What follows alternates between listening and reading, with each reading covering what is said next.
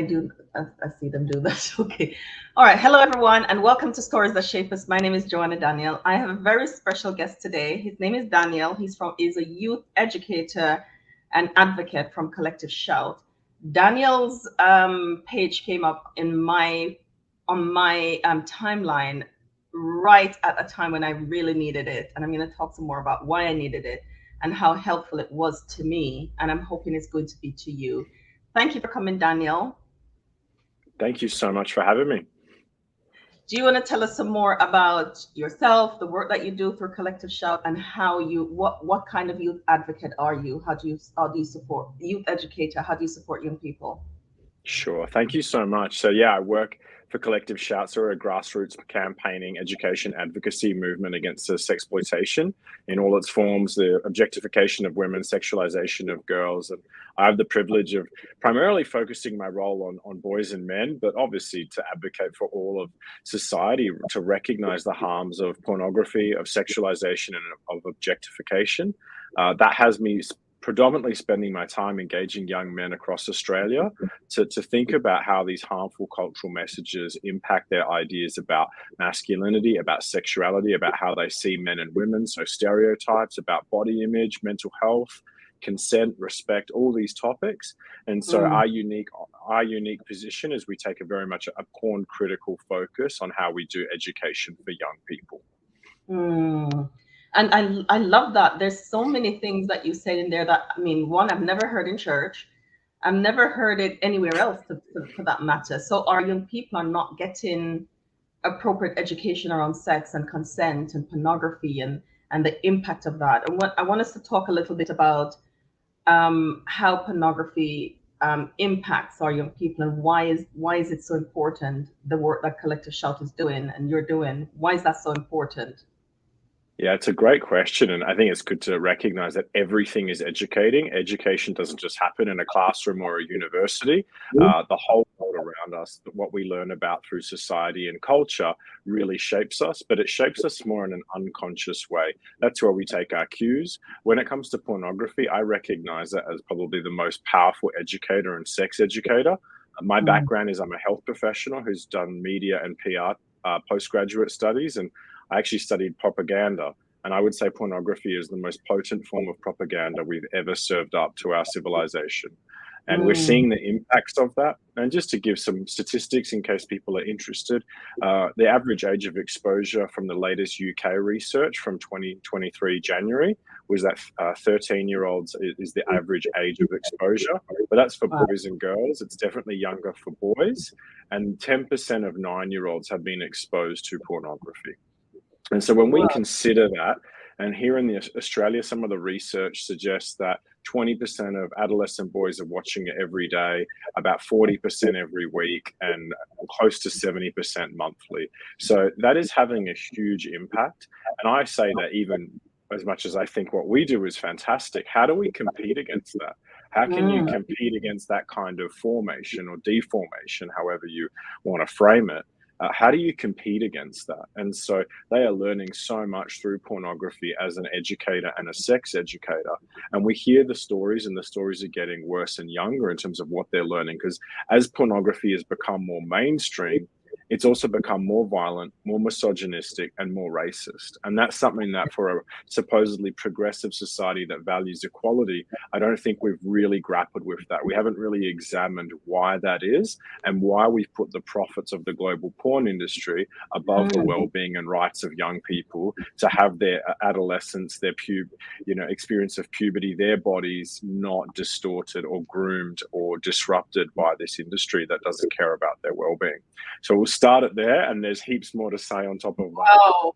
I mean, those are staggering statistics, Daniel. Those are staggering statistics. And when I think about the impact that it's having on families and homes, and just the areas that you list that it's affected, and it's becoming more aggressive, and we see domestic abuse is on the rise, and it's so urgent then for us to educate our young people about the harmful use of pornography. And I was thinking, why is it so alluring for young people? The ages are getting younger. We know it's not just boys that are Hmm. introduced and that are consuming porn, and that there are no safeguards in the Mhm. industry for young people? It sounds like you are up against this giant. Yeah, it is a giant. Some people would call it limbic capitalism, just like gambling. It knows how our brains are hardwired to pursue dopamine hits for our reward systems, our limbic system to fire up and send out neurotransmitters. And that's what happens. It's part of our hardwiring. We're just not hardwired to experience our sexuality disembodied through pixels on a screen without No, skin on skin contact. And so what I do want to say is that we're very pro sex, we're just anti porn. And for people that conflate the two, I think they're very confused about sex and sexuality. And so when it comes to, well, why is this alluring? Well, because we're hardwired for sex, we're hardwired to seek dopamine hits. Our reward system loves novelty, it's curious, our brains are hardwired for it. And so it provides an endless stimulation. And so, mm, as I say to young boys and young people, it is normal to be interested in sex and sexuality, in bodies, in being attracted to people, in what yearning for intimacy, sexual and otherwise. And so, it is unfortunately filling that need and distorting it and hijacking it is the language that I use. And so, if we don't prevent it, but if we don't obviously provide alternative spaces for people to make sense of themselves, their bodies, their sexuality at age appropriate ways with healthy information, then pornography is just filling in all the gaps and tragically even doing worse than that. So yeah. that is the need to address that at the moment. That is so crucial because that's what probably is not happening in a lot of spaces. The education, the addressing the need. It sounds like you normalize it for young people. Like it's normal to feel like this. It's normal to have Mhm.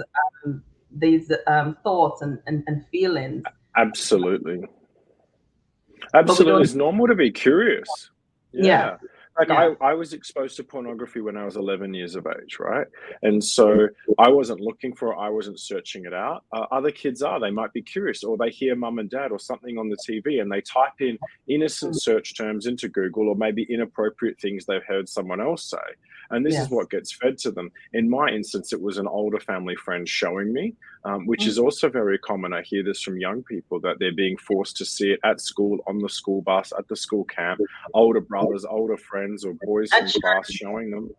Yep, at church too, at school camps, church camps, all these sorts of things. And so, how do we preventatively kind of engage young people to be aware? The research suggests that by talking about it, we don't actually encourage people to go and look for pornography. We can actually equip them to know what to do when they are exposed to it. That's And so amazing. that's actually the most important part here is sometimes we walk that space where people think that we're going to corrupt the youth and we kind of say, well, you should already see what's out there on Snapchat, on TikTok, on I Discord. Like know. young people are being exposed. So I'll give a couple of concrete examples. So I'm talking year 6 and upwards. I asked year 6s, how many of you have been exposed to adult content on Snapchat, TikTok, or your gaming feeds? And 60% of hands go up. Hmm. That's just anecdotally from every session. By the time we get to year 9, it's nearly 100%. So it is Wow. finding them. They're not even going looking Mm-hmm. for it. And this, for me, should be a space of empathy for adults because it's not to say, wow, you young kids, why are you doing this? It should be, Yeah. oh my gosh, us adults have allowed this, as in as a society. We have unleashed this at young people. Puberty and adolescence has always been hard for everyone. And yet these kids have social media, smartphones, sexualized media, everything at a click of a button. They're being preyed on by bots, preyed on by predators. They have these industries that know how their brains and our brains work better than Mm-hmm. we do. And we Mm-hmm. want them to show resilience and we want them to kind of live out their values courageously and disrupt that. Like, that is such a tough task if we're not actually equipping them for that. Wow, I just love this because you're talking about giving adults empathy for young people to understand the stage and age that they're in. And as you're talking, I have teens in my house, two teen boys and a girl, and that stage of development when hormones are all over the place, we have to having these conversations about Mhm, how normal that is, and it's just the phase of life that you're in, and your body's developing, and how to mhm, manage those hormones. And nobody had those conversations with me. And here I am having to have it with my teens because I want to plug those holes where there's an industry that is waiting to meet that need. And I find that Absolutely. sometimes parents don't have the language, Daniel, or the tools to have those conversations. It's uncomfortable for them. Sex is uncomfortable for them. And as you said, talking about pornography doesn't mean that you're going to send somebody to go look for pornography. It means No, education.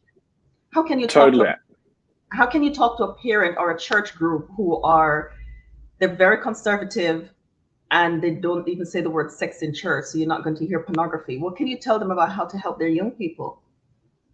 Yeah, well, first of all, obviously, if you believe in God, then you have to believe that sex is God's idea. And so we have to recognize that and then say, well, how do we talk about this in a healthy way? How do we talk about this in a way that is going to minimize harm? And I think we have to be really honest about that for young people, because by not talking about it, whether someone has acted sexually or potentially, and even more frightening, if they've been taken advantage online or by someone in real life, Yeah, how do we have conversations that signal to them, we're not going to shame you, we're not going to morally judge you. We yes, actually want you to know that this is a place where we want you to be healthy in every sense, physically, emotionally, relationally, sexually, spiritually. And so we need to signal to them that these conversations are normal, they're necessary, they're a part of what it is to be human. And we want to do that in a very healthy way that encourages young people to speak to trusted adults and caregivers. And so the reality is, as tragic as it is, you could have the best parents, the best community, the best school, the best church, the best whatever. But the reality is we're competing against billion-dollar industries. And we have to not make it mean that we have failed as parents, or we have failed as educators, or we have failed as communities. We're fighting up against billion-dollar forces. So keep that in mind, have some grace for ourselves, grace for everyone, and say, well, you could have the best kid who has accidentally stumbled across stuff. It is so much more important that we normalize them coming out and speaking about it, because the alternative is they hide it, they live in shame, they keep it in worse. secrecy, and it escalates. We know from brain science that it will lead to higher tolerance. Yeah, Scientific term is desensitization, where they yeah, continue to go down a darker and darker path. And we know this. I hear this from 11, 12, 13, 14-year-olds. I was speaking to a church mum just this morning, and she said her son was 11 when she went to wake him up in the morning, and she saw that the last thing he fell asleep to was watching incest porn the night before.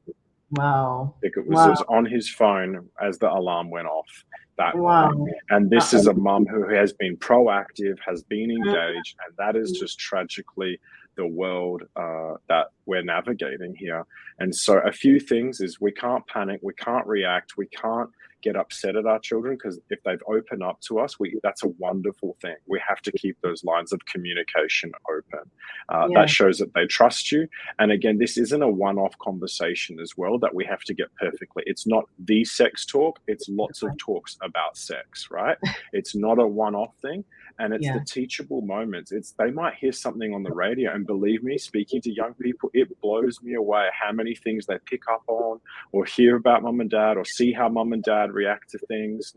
And so they're learning and they're taking their cues from all of this. And if they hear something, rather than quickly shutting off the TV and being embarrassed or, seeing something, it's like, well, you could ask them, like, what do you think that means? Or how do they understand this? Or what do you think the message is when we see a man presented like this or a woman presented like this? yeah, It could be in an advertisement, or it could be on a TV show that's depicting unhealthy or unrealistic expectations about sex and relationships. Like, that could be a great teachable moment. It's not to say that you agree with it, but it's to say, well, what is this teaching?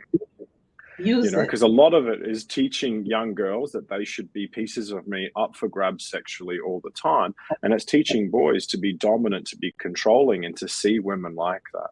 And so if Yeah, they can start to dissect that, and that's what I do with boys before I start talking about porn, I do what is called like media literacy, and I show them depictions in mainstream culture of men and women. And I ask them to tell me, well, what is the message this is reinforcing about men and about women and about power and about sex?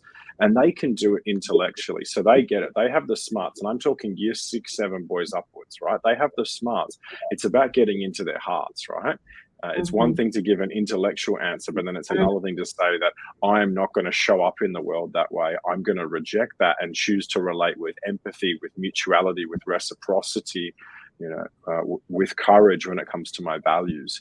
And so I would just say that we have to anchor it in both a critique of the culture, but spurring them forward to think about, well, what does that feel like? What would it look like? What would it feel like to form healthy relationships?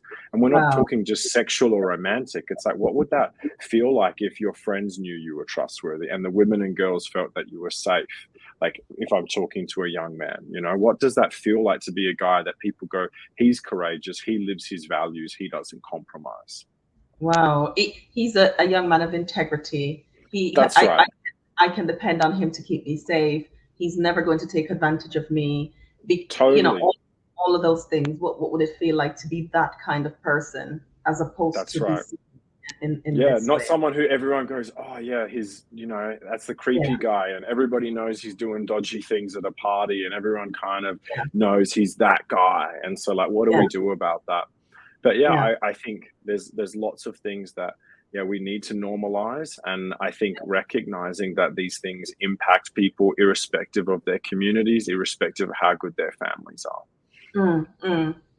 I think sometimes, as you said, porn is so normalized now that there are married couples that use porn. And I don't think, I was having a conversation recently with a group of women, and they were sharing that, someone had a friend who felt like it was okay to use it in their marriage. And so I don't think sometimes adults understand how aggressive the industry is in educating even adults in feeling like this is a normal thing. So how do we educate children then when we think the aggression, the misogyny, the racism, all of that is okay because it's spice up? Well, that is the difficulty, is we've all become desensitized. I had a mum in a Catholic school the other day acknowledge, and it was brave of her in front of a few hundred of her peers, fellow parents, to say, I've become desensitized to all this at the end of our talk.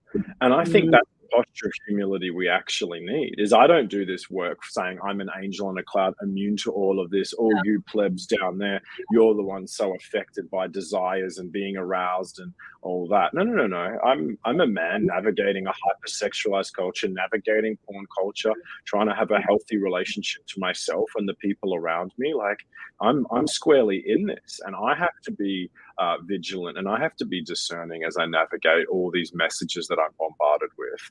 And so I think in terms of parents, they have to recognize how they've been affected, and I think every healthy person should be able to articulate how porn and porn culture has shaped them, and recognize what is the distorted teachings and what they've had to unlearn.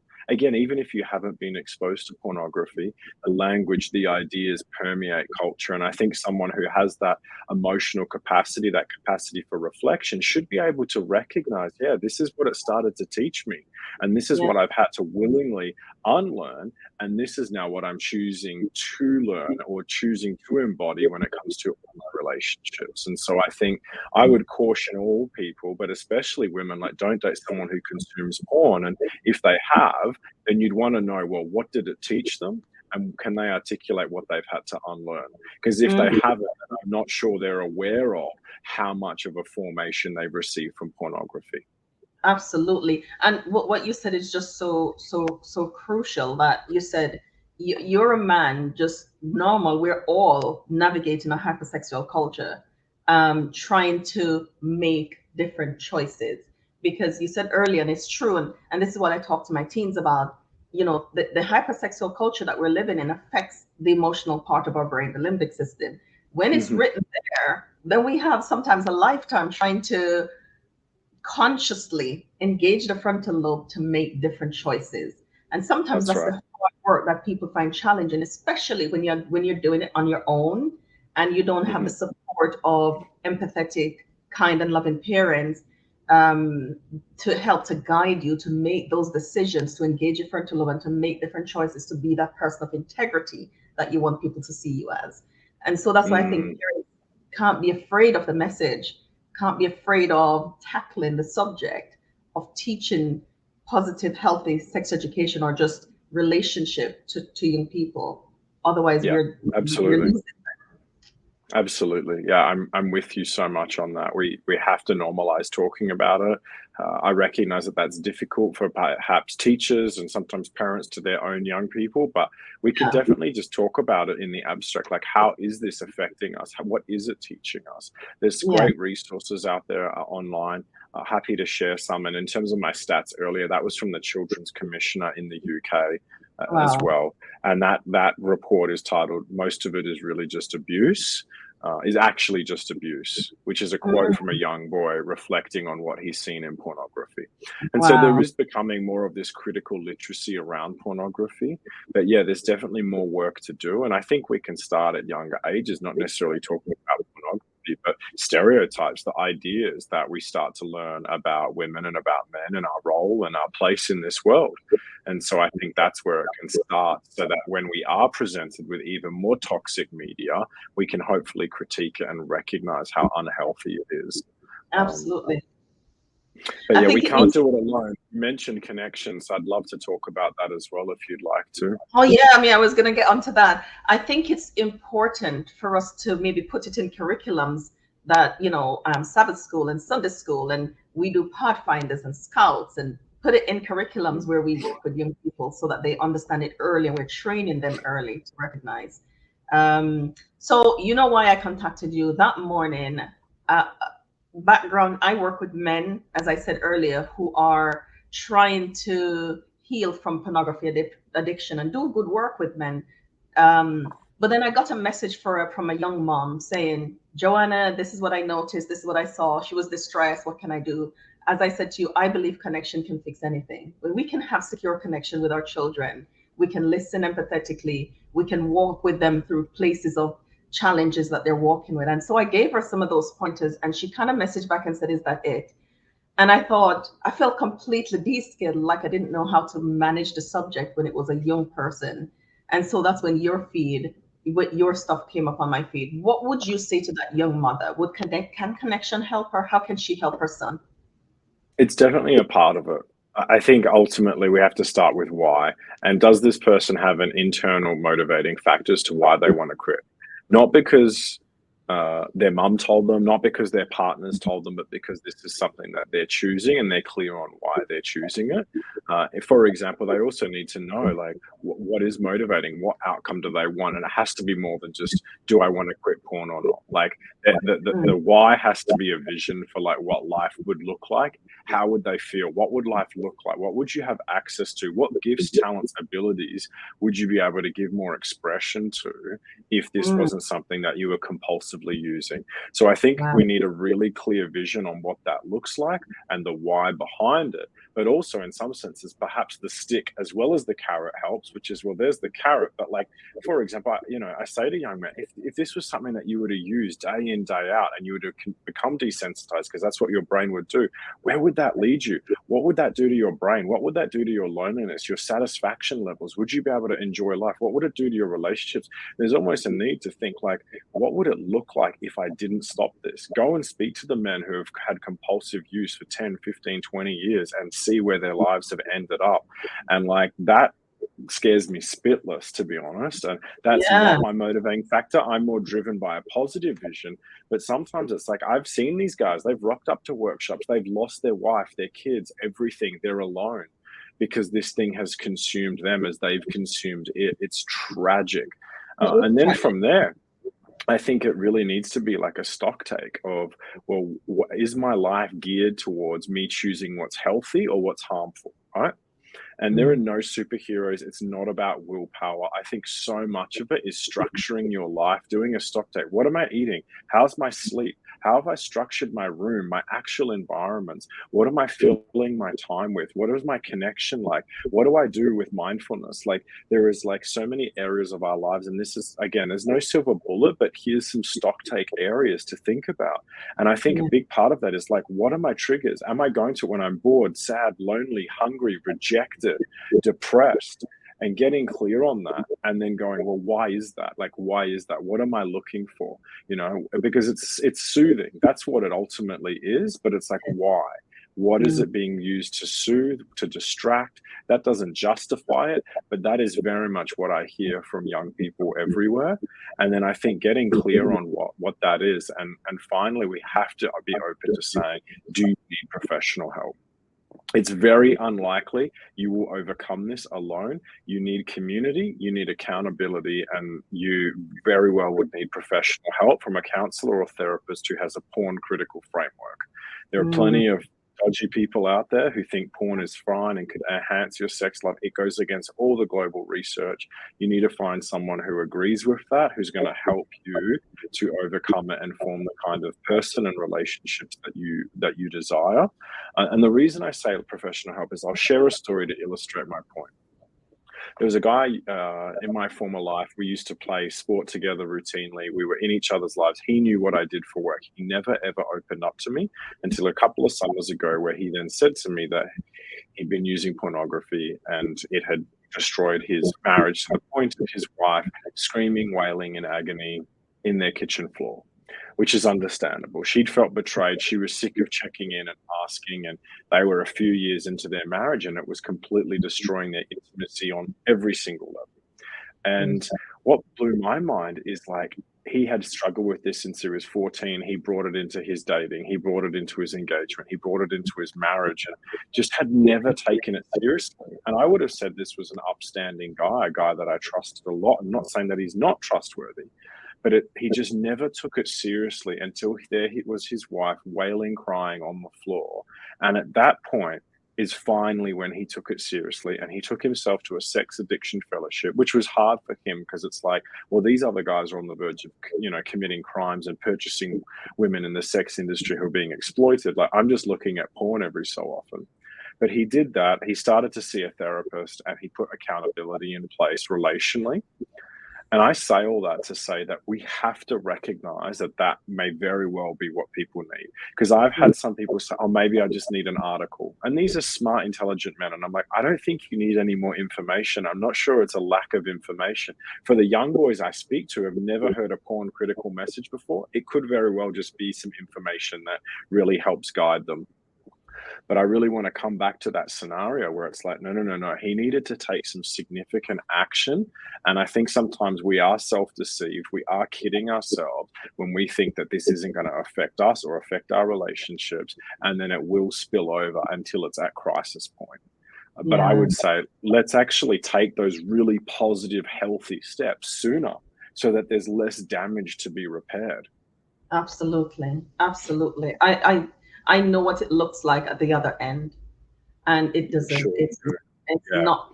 It ravages somebody's life when Absolutely. a man comes in his 40s and 30s, even trying to heal. It really rips their lives to bits.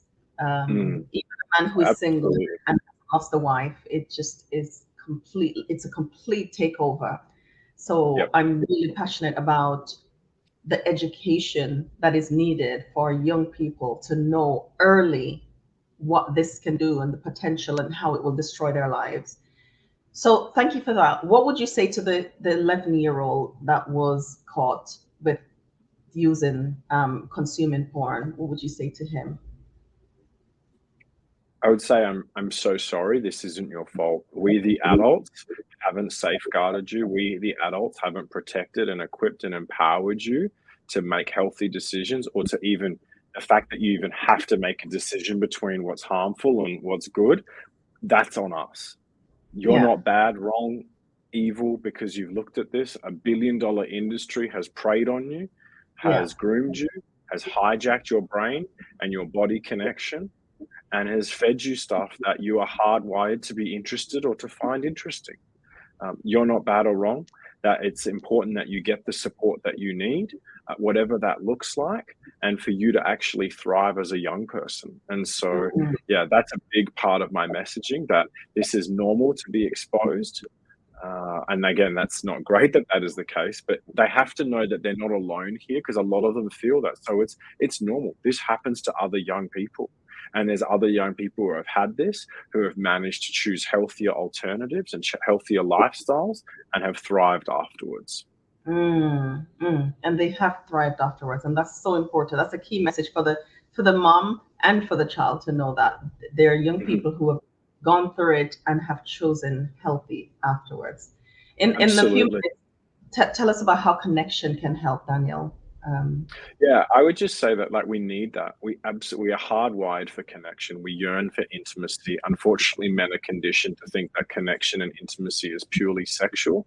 I think you know that is such a tragedy for men to not be able to give and receive love, connection, intimacy through all relationships, not just romantic and certainly not just in the place of sex and sexuality. And so we need connection. I would say that whether you're porn is or isn't a thing for you. Like we need it to thrive as humans. But we for do. people who are clearly soothing more, and porn is just one of those things, then they clearly have a huge connection deficit. They need to find other meaningful, life-giving things. And people are that for us. I know for me, in my lowest moments, it's been connection, but also in my highest joys, I've craved connection in them. That's what makes them so beautiful. And so I think if anyone is struggling here, like please know that you're not alone. The numbers tell us that.